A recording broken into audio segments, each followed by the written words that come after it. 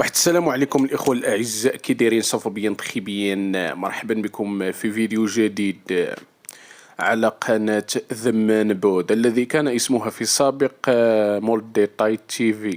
المهم الإخوة الأعزاء، كنعتذروا على هذا الماتريال الرديء الذي نصور به نظرا لأننا في ظروف مزرية حاليا، وحنا كنديبانيو باش مكان. المهم رجعنا لهاد لاشين هادي على اساس اننا نبارطاجيو معكم الافكار ديالنا، والتي هي غالبا افكار حصرية وليس لها نظير وليس لها مثيل، لهذا اردنا ان نشاركها معكم.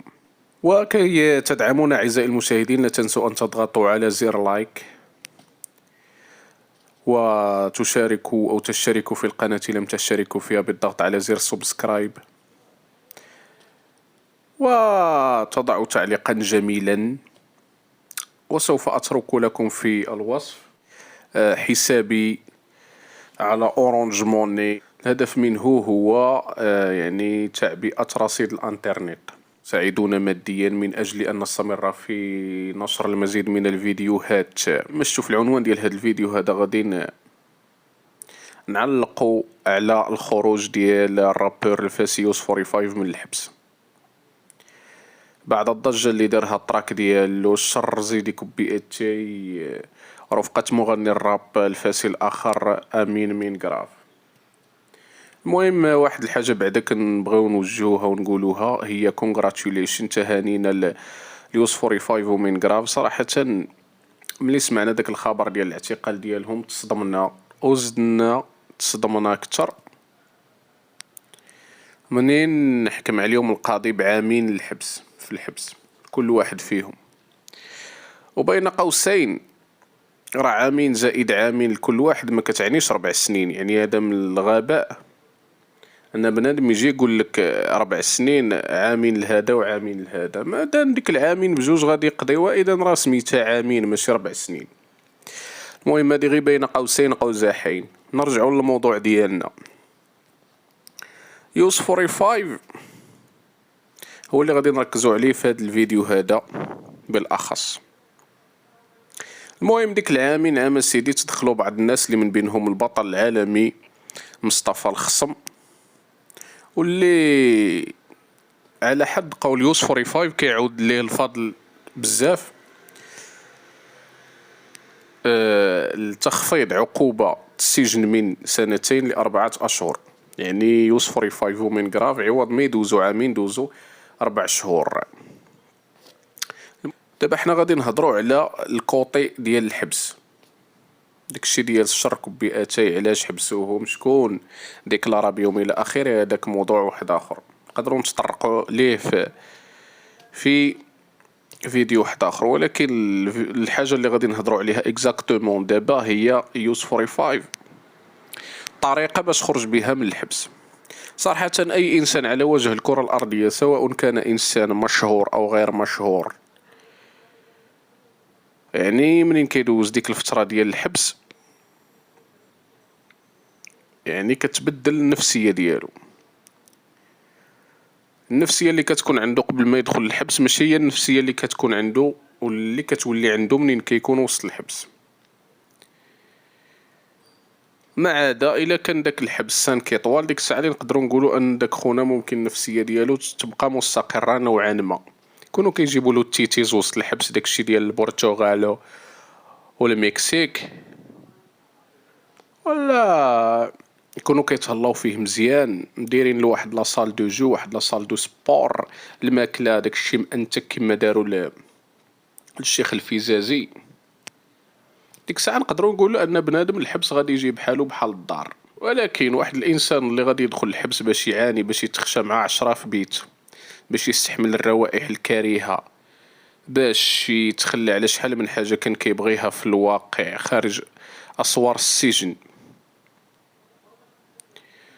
ويضطر يتعايش مع داك الواقع المرير وسط السجن، ويجي خارج زعما بواحد الروح عالية. راه في شكال هاد القضية هادي، وبنادم راه في الواقع وما مرتاحش. يعني حنا كنعتبروا باللي المغرب بحد ذاته سجن، فما بالك احنا غادي نتخشاو في سجن وسط السجن. يعني بحال حلو شي صندوقة عوض ما يخشوك في ديك الصندوقه لقيتي صندوقه واحده اخرى وسط ديك الصندوقه خشوك فيها، فهمتيني؟ يعني ملي كتخرج من الصندوقه الاولى كتلقى راسك مازال في الصندوقه الثانيه، يعني انت راك مازال محبوس. المهم يوسف 45 نعم سيدي خرج من الحبس، عوض مثلا ما يتفادى انه يتصور ويدير فيديوهات ويدير لايفات، هو من اول ثانيه من الحبس خارج بلايف. السلام عليكم، هو هاد السيد هذا ديروا له واحد الابوني، تسنى واحد البودكاست. دخلنا عليكم بالله دابا يوسف 45 يعني واش دار ديك اللقطه بكامل قواه العقليه، مع العلم انه واحد الارتيست. انا شخصيا كنعتبره من لي زارتيست الكبار في المغرب. علاش؟ حيت عنده واحد ديسكوغرافي عامره بزاف فيها شي 8000 تراك، وفي ديك الديسكوغرافي كاين بزاف ديال التراكات يعني اللي متنوعين. كاين الراب اولد سكول، كاين التراب اللي هو نيو سكول، كاين الفاست تراب، كاين الفاست تراب، كاين الفاست تراب يعني الفاست تراب والفاست تراب يعني الفاست تراب اولد سكول وفاست تراب نيو سكول. وكاين كيدير البلوز، كيدير الريغي، كيدير الراقع، عطاه الله واحد الصوت زوين. يعني حتى الطريقه باش كيكتب متنوعه، مره كيبان لك كيدير ديك الكتابه البسيطه ديال القناوي، مره كيدير ديك الكتابه ديال المورفين، مره كيبان لك دار الكتابه ديال البوز. يعني انا كنعتبره من اكثر الروابا المتكاملين. ولكن هذا الرابور هذا المشكله ديالو اخوتي هو انه واحد الرابور يعني ما كيفكرش بعقله، يعني خارج لك من الحبس بلايف والله لا لا، وفي ظرف سيمانه دار 8000 فيديو، ها ستريم مع هذا، ها فيديو مع هذا، معرض لديك الصحافه لهيه. يعني هذا راه ما بلان ما توزع. وهذا اخا يوسف 45 ماشي كيزيد يعني من القيمه ديالك، حيت انا عارف الاحساس ديالك انت دابا بما انك انت واحد الارتيست مشهور والناس كيتسناوك. شنو كتقول مع راسك؟ يعني كيكبر فيك داك الهرمون ديال الغرور والنرجسيه، كتبدا تقول غنخرج باش نهضر، باش نعيق، باش نبان. لا خي ديالي، باش الناس يعطيوك قيمه راه ما خاصكش اي منبر تخرج فيه، وما خاصكش تبقى تخدم بالمجان. لين خرجتي من الحبس خاصك تمشي تكا واحد الشهر في داركم، وإلا خرجتي خرج بكاغول ما يعرفك حتى واحد، ولا خرج بشي زي واحد اخر اللي ما يعرفك فيه حتى واحد. هكا بنادم غيولي كيقلب عليك، حيت دابا انت خرجتي من الحبس والناس ما عارفينكش فين انت.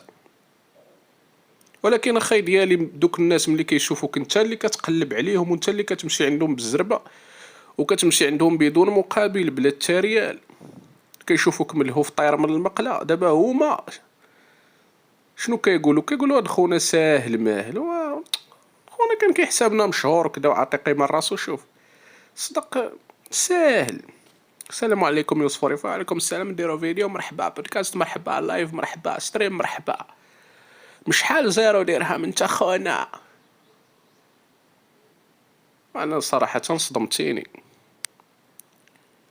الا جينا مثلا نقارنوا غير بين الخرجه ديالك من الحبس مع الخرجه ديال روابط وحدين اخرين، كاين فرق.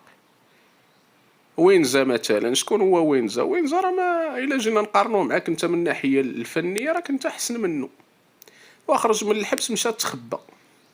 القناوي كذلك، الخرجه الثانيه ديالو من الحبس مشى تخبى، جلس واحد المده طويله بزاف، عاد ناض خرج تراك.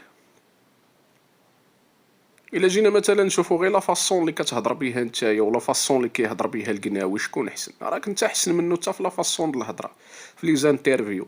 ولكن هو تقيل خاطر كيقول الناس باش يقدروني خصني انا نغبر عليهم واحد شويه،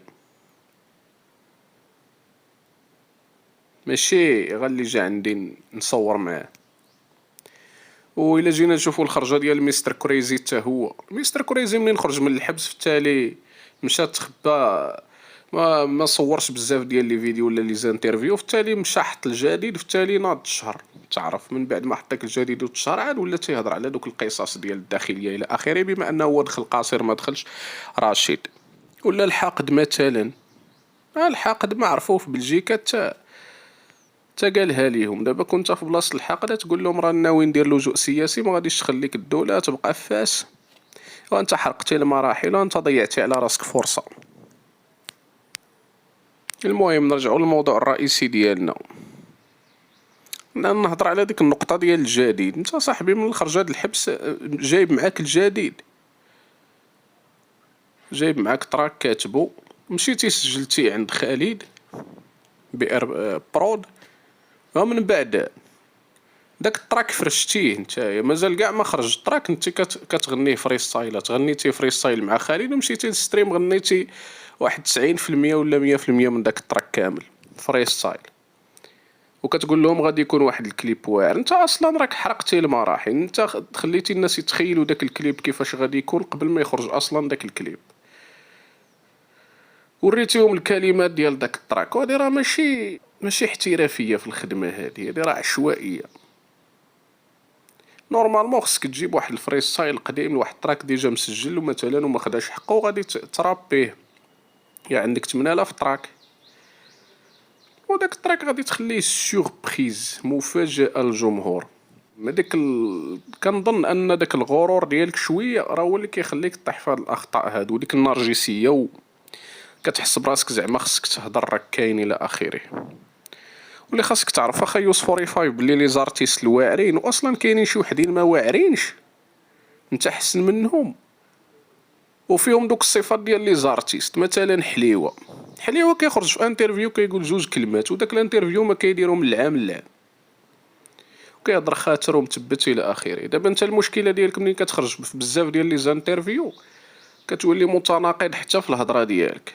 مثلا غير الطفل، ومرة تقول ما كنحملوش، مرة تقول عزيز عليا، مرة تقول واخا كانت كلاشا وعزيز عليا. يعني بنادم انت كتبان له متناقض، ومنين كتولي متناقض وداك التناقض ديالك كيتفاق، بنادم كيقول هذا راه ماشي نورمال في عقله. واحد الحاجه واحده اخرى اللي باغي نشير ليها هي البليه. الحبس راه هو سيف ذو حدين، انت دخلتي للحبس ممكن يكونوا كيعطيوك كارو تكميه تما، ممنوع جوان، ممنوع الحشيش الى اخره، انت كنتي مبلي بالحشيش والشراب. نورمالمون خصك دوك الحبس خصك ديرو تجربه باش تقطع الحشيش والشراب، والحبس عطاك واحد التجربه باش تبعد حتى دوك الناس اللي كانوا كيجروك لطريق الحشيش والشراب، حتى هادوك تبعد عليهم منين تخرج للواقع. حتى اول ناس تلاقيتي بهم في الواقع هما اللي بلوك بالحشيش والشراب، هما اللي انت منين رجعتي للواقع نيت كما كيقول مثلا العربي الانسان ابن بيئته، رجعتي لذاك العالم اللي كنتي عايش فيه. والدليل هو داك ستريم اللي درتي مع الراوس سكوليط، ولا تي بردنتي جوان تمايا. نورمالمون داك الحبس خاصك ديرو تجربه باش تقطع صاحبي عليك هادشي، وداك لونطوراج العيان اللي لاقيك مع بزاف ديال الناس عيانين خاصك حتى هو تقطع مع داك لونطوراج. ماشي ضروري انت تخرج من فاس، ممكن ما يكونوش عندك الامكانيات باش تخرج من فاس، خرج من داك الدرب كنتي عايش فيه تما، خرج من داك الدرب فاس وسير الدرب شويه كلاس. كنظن ان الناس راه انت عزيز عليهم وغيتعاونوا معاك. سير المون فلوري، سير لشي بلاصه كلين ما فيهاش الضجيج بزاف، ما حدك انت لاصق في داك الدرب ولاصق مع دوك العناصر اللي اصلا هما باغيين فيك غير مصلحتهم، راه ما كاينش داك الحب وكذا والرابور ديالنا الى اخره. تا الرابور الوحيد اللي كيشوفوك ساهل، اللي جا تيفتح الشين كيكبرها على ظهرك، اللي جا كيستغلك، من بينهم داك اللافا، ياك حتى اللي طلعتي له لاشين ديالو. دوك التراكات اللي عنده فلاشين اصلا كومنتا كاع ما كانوا غادي يبانوا، وكان كيجيب غير 100 في التراك، كيدير معاك تراك انت كيضرب 80 ك 100 ك، ودار معاك شي كتر من 20 تراك، وطلع لاشين ديالو داز 10 ك، وكيكلاشيك في دوك الكلاشات. زعما ماشي كلاشات عاديين، كينوض يسب لك امك، يسب لك باك، يسب لك مرتك، يسب لك ولدك، يعني كيدخل لك في المسائل الشخصيه ديالك، ومن بعد كترجع تصالح معاه وكتنوض دير معاه فيت. وفين راه الكرامه اخا يوسف 45؟ ترى شديتي الكرامه وعطيتي الماء على المؤخره ديالها، حاشاك. بنادم شتي عيان صافي قطع مع العلاقه، صافي سالينا، درنا فيك واحد البليزير سير الله يسهل عليك، ولكن صافي درتيها بيا مره واحده ما غديرهاش بيا مره واحده اخرى. قال لك واحد المثل عربي: الذئب يلدغ من حجره مره وليس مرتين. ما عرفت واش الديب ولا سلحفات، المهم راك تما، وخاصك تعرف باللي انت راك غالي، ما تبقاش دير دوك لي فيت ديال 2 ريال. صراحة راه اي واحد كيتمنى يدير فيت ويتشهر شي شوية. كنقدر حتى دوك الناس اللي كيديروا معاك فيت، اللي من بينهم انا شخصيا ما كرهتش نلعب معاك في شي فيت، ولكن انا كنقدرك. كنقول انا الا ضربت معاك شي فيت خصني نخلصك مزيان. علاش؟ حيت انت شوية مشهور. ولكن انت بنادم اللي جا تعطيك 1000 درهم، كاين اللي كيعطيك غير 500 درهم كيصدق ضرب معاك فيت. طلع القيمة السوقية ديالك، وما تبقاش دير فيت مع اي واحد. حتى ديك القضية د العاطفة وزعما بنادم غير نتعاشر معاه شوية صافي يولي صاحبي، صافي غنولي ندير معاه لي فيت، فابور حيد هاد العقلية يا صاحبي. هذيك فابور ديال بنادم دير معاه شي بليزيرات في الواقع، دخلو تشربو مثلا يبات معاك. ولكن الراب راه مهنة صاحبي، دابا انت خديتيه كمهنة. يعني نورمالمون بنادم اللي غادي يدير معاك فيت خصو يخلصك، سواء صاحبك سواء كان خوك كيما بغا يكون نوعو. تا دوك لي فيديو العاديين اللي تيبانو في لاشين يوتيوب اللي تديرهم مع بنادم خصك تبدا تخلص عليهم، وخاصك تحيد منك ديك العقلية ديال لا واه طيف لو وصينا مع لابيل وفرضات عليه شي شروط، يعني فرضات عليه ستيل. لا خاي ديالي، ولا تسيني مع شي لابيل، شي شركة اللي غادي تشد لك لاشين ديالك اللي غادي تخلصك مزيان وتبقى في نفس الستيل ديالك. ما الكراندي طوطو قلبها راهي عروبي، ولا قلبها راهي راب كيما كيدير الطيفلو تا كيرابي عادي بحالو كيما كان شحال هادي ومسيني مع بزاف ديال الشركات وصل لانترناسيونال. وباش احسن منك هاد طوطو كيبان لي بلي طوطو انت احسن منه، ولكن دوك الاخرين كيخدموا عقلهم وخاترين تقالين. خاصك تكون تقيل من ناحية ديال انك ما تبقاش تهضر بزاف. اي انترفيو مشيتي ليه خصك دير داكشي ديال البرلمان قبل ما تدوز لداك الانترفيو. قول لداك الانسان اللي غادي يجيبك في داك الانترفيو اعطيني الاسئله صيفطهم لي بار ميساج.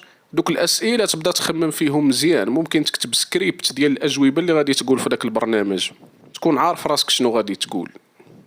ما خاصكش تكون من داك النوع ديال جاي على غفله، وما تكونش كدوي بتلقائيه. خص تكون روبوتيك في هادشي ديال الفن باش ما تطيحش في تناقضات وما تطيحش في اغلاط، وزيد عليها ما تهضرش بزاف بدون فائده. وخاصك تكون ثقيل حتى في التخراج ديال التراكات.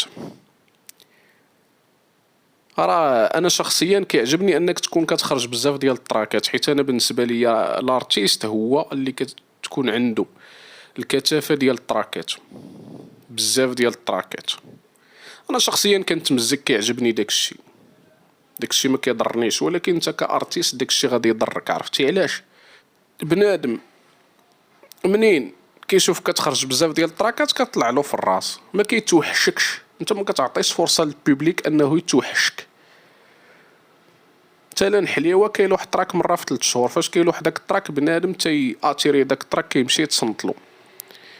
وانت بنادم الديسك ديالك يلاه عطي لي شارجه باغي يحفظو، في التالي كيلقى واحد لا ميزون ليني جديده ديال تراك اخر. راه ما بلان هذا ما تاوز اخي ديالي. والمهم الاخوه الاعزاء، كنظن بان جميع الافكار وصلناهم في هذا الفيديو هذا، وكنتمنى يوسف 5 يكون طاح على هذا الفيديو هذا وتفرج فيه واستافد حتى هو. المهم كتشجيع بسيط، خليونا لايك وكومونتير وسبسكرايب. الى اللقاء.